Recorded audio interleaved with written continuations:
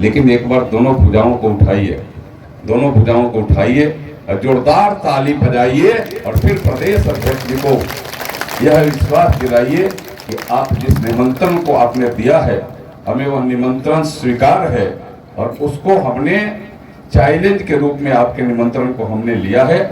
और आप अभी राजेश जी कह रहे थे कि यह रिकॉर्ड सिर्फ काट काट कर तोड़ना है। मैं प्रदेश अध्यक्ष जी राजेश जी, मैं आपको बताना चाहता हूं कि अब कारा काट का रिकॉर्ड नहीं टूटेगा, न भूतो न भविष्यति। यह होगा ना जी, बोलिए जरा, होगा ना? पता जिसे कहने से होगा ना। यह है ऐसा रिकॉर्ड बनेगा अध्यक्ष जी कि ऐसा ना पहले हुआ है न फिर बाद में होगा। फिर बाद में हो जाएगा तो फिर गड़बड़े रहेगा। एक रिकॉर्ड बनना है, बड़ा रिकॉर्ड बनना है। और पहली बार देश के प्रधानमंत्री माननीय मुख्यमंत्री जी बिना चुनाव का एक साथ आपके मंच पर सारण प्रमंडल में आ रहे हैं। पहली बार, इसके पहले चुनाव में आए हैं। साल भर पहले गुड़िया कोठी के इसी लोकसभा क्षेत्र के गुड़िया कोठी में हमारे देश के यशस्वी प्रधानमंत्री जी आए थे और जब जैसे वह अपने भाषण के बाद जैसे हेलीकॉप्टर पर उड़े ऊपर जाते उन्होंने ट्वीट किया था, आप सबको ध्यान में होगा। भाई राजेश वर्मा जी, आपको मैं ध्यान दिलाता हूं, ललन मंडल जी आपको भी याद है ना। हमारे प्रधानमंत्री जी ने ट्वीट किया था कि एक्सीलेंट ट्वीट किया था।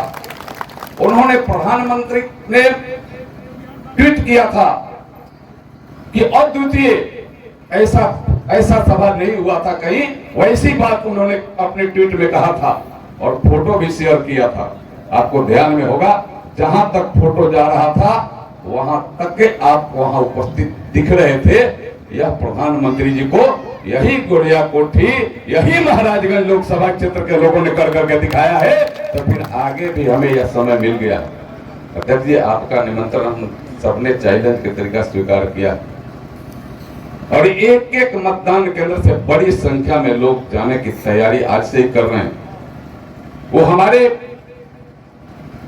अलावे भी, मैं आप सभी कार्यकर्ताओं को सिर्फ याद दिला रहा हूं, आप अपने भी जहां निमंत्रण देने आप पहुंच रहे हैं, आपको अपने लग रहा है कि लोग पहले से तैयार हैं। ऐसा है कि नहीं? बोल रहा है कि नहीं? ऐसे और हाथ उठा करके बताइए अध्यक्ष जी को, लोग अपने तैयार हैं।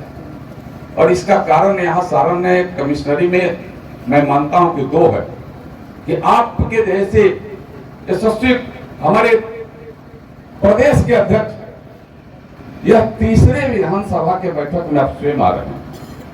आपने सबको जगाने के, चौथी, 3 पहले आ गए, चौथी बार आ गए और देखा देखी तो प्रतिदिन कर रहे हैं। देखा देखी और टोका टोकी तो प्रतिदिन आप कर रहे हैं। कोई एक चीज कहां क्या हो रहा है, कैसे हो रहा है, बारीकी से, सूक्ष्मता से आप उसको देख रहे हैं। आज जो मुझे जानकारी है कि आज सुबह आप किशनगंज से चले, किशनगंज में मूसलाधार बारिश भी हो रहा था तो आपको रोक नहीं सका, बिहार के एक कोने से। फिर आकर के आप रोहतास चले गए, दूसरा कोने में आप चले गए, वहां भी दलित, पिछड़े दलित समाज का संत रविदास माने दलित समाज का एक बहुत बड़ा सम्मेलन था, आप वहां संबोधित किए। आप सीधे आए हेलीपैड से सीधे डेरा और डेरा से फिर चल दिए सारण के लिए। यह है आपकी जज्बा।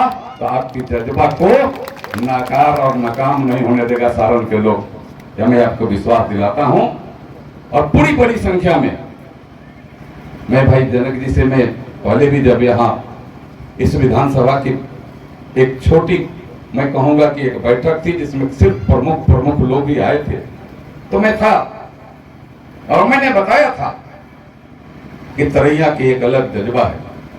तरैया जहां एक तरफ हम मुजफ्फरपुर से जोड़ते हैं, दूसरे हम गोपालगंज से जोड़ते हैं, या पूरा या बॉर्डर सीधे अगर पन्नापुर के चले जाए तो दूसरे 2 बॉर्डर पर हम जोड़ते हैं।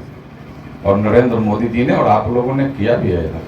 हम लोग को आने जाने में काफी कठिनाई होती थी, मुजफ्फरपुर जाने के लिए हमको यह 50 किलोमीटर का चक्कर लगा के आना पड़ता था, लेकिन आप माने आपकी सरकार और देश के सच्चे प्रधानमंत्री जी की कृपा से हमें अब सीधे पुल भी वहां मिल गया।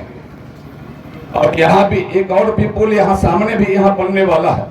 यह सीधे सीधे इसका लाभ और लोगों को ध्यान में है कि किस तरीका से लोग कष्ट सहते थे, किस तरीका से लोगों को आने जाने में परेशानी होती थी। यही आप यहाँ से ईसुआपुर निकलते थे, मसरक निकलते थे, छपरा जाने में घंटों लगता था और आज मिनटों लगता है। घंटों और मिनटों का यह अंतर है। अब सीधे आप यह आपका देन है, यह माननीय प्रदेश अध्यक्ष जी, यह देश के यशस्वी प्रधानमंत्री जी और आप अपनी सरकार में जब सरकार के रूप में थे तब मुख्यमंत्री नीतीश कुमार जी के मिली यह दोनों के सम्मेलन से, दोनों के ऊपर नीचे दोनों के एक सरकार से यह इतना बड़ा इस सूबे को और इस जिले को फायदा हुआ और जिले को तो और काफी फायदा होगी। आप जिधर जाइए सड़कों का जाल बिछा है, बिजली कहीं कोई जगह नहीं जहां बिजली नहीं पहुंच गई है। हर किसान के खाते में पैसे जा रहे हैं, हर को आयुष्मान भारत का कार्ड पहुंच गया है इलाज के लिए, हर लोगों को गैस का कनेक्शन मिला है जिनको गैस का कनेक्शन चाहिए। यह सुविधा भी तो आप ही ने दिया है, तो फिर आपको सुनने और आपको देखने कौन नहीं जाएगा। और उसके बाद सबसे बड़ी बात ऑपरेशन सिंदूर के बाद ऑपरेशन सिंदूर का आगाज यही मधुबनी के सभा से प्रधानमंत्री जी ने कहा था कि ऐसी सजा दूंगा कि फिर वह कभी सोचा भी नहीं होगा वह आतंकवादी ऐसी सजा मिलेगी। और आप सहयोग से, आपके आशीर्वाद से, आपके स्नेह से देश के प्रधानमंत्री ने ऐसी सजा दे करके ऑपरेशन सिंदूर के माध्यम से पाकिस्तान के उस आतंकवादियों को, आतंकवादी अड्डों को और आतंकवादी के आकाओं को, तमाम लोगों को इस तरीका से तहस नहस कर दिया कि वहां का एक आतंकवादी जो आपने न्यूज में देखा होगा, सबसे बड़ा आतंकवादी कह दिया कि मैं भी क्यों नहीं मर गया होता, या कह दिया कि मेरा भी जनाजा क्यों नहीं निकल जाता उस साथ में। और उसके बाद सारण के में आ रहे हैं तो सारण माननीय अध्यक्ष जी आप तो जानते हैं, राजेश जी तो एकदम बगले के, मैंने इसीलिए मुजफ्फरपुर का मैंने चर्चा किया, बगल एकदम यहाँ से जाइए तो 1 घंटा में इनके घर पहुंच जाएंगे हम लोग। और सारण की एक अलग तजुर्बा है, लड़ाई भी अंग्रेजों को भगाने में भी 1857 का जब यहाँ से बाबू कुंवर सिंह ने जब अंग्रेजों को फतह कर दी, अंग्रेजों को भगाने के लिए संकल्प लिया था, तो सारण का यह क्षेत्र ही उनका अड्डा था। के किनारे, गंगा के किनारे उनका यही छपरा के तैयार उनका अड्डा था। आज भी उनका छावनी आज भी बोलता अध्यक्ष जी, और वहां ही काकर के सारे प्लानिंग से वहां अंग्रेजों का फतह करने का काम करते थे।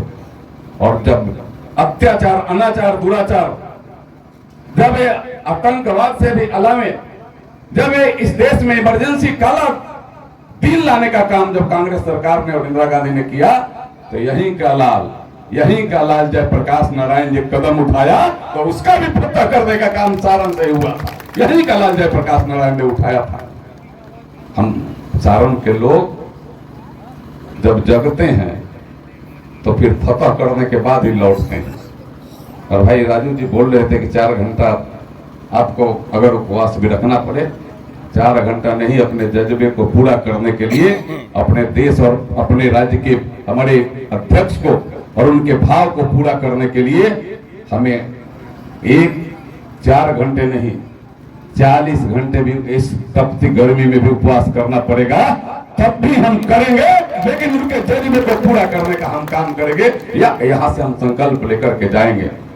मैं आपको माननीय विधायक जी को, आप आगे बढ़ चढ़ करके बहुत कर रहे हैं, मैं भी एक दिन का एक जगह का रिपोर्ट ले रहा हूं, लेकिन मैं आपको सार्वजनिक तौर से अध्यक्ष जी के सामने विश्वास दिलाता हूं कि जहां भी आपको जैसे लगे, बड़ी गाड़ी, छोटी गाड़ी, तो आप मित्र के नाते आप एक बार फोन नचा दीजिएगा, सांसद जी यहाँ और बस भेज दीजिए, यहाँ और गाड़ी भेज दीजिए, तो सांसद भी आपका भाई है, आपके साथ उस काम को पूरा करने में कहीं कोई कोताही नहीं होने वाली है।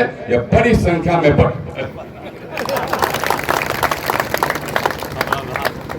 बड़ी संख्या में जितनी बसों की आवश्यकता होगी, जितनी छोटी गाड़ियों की आवश्यकता होगी, छोटी गाड़ी तो मैं भेजूंगा नहीं, लेकिन हो जाएगा तो उसकी व्यवस्था मैं बना दूंगा।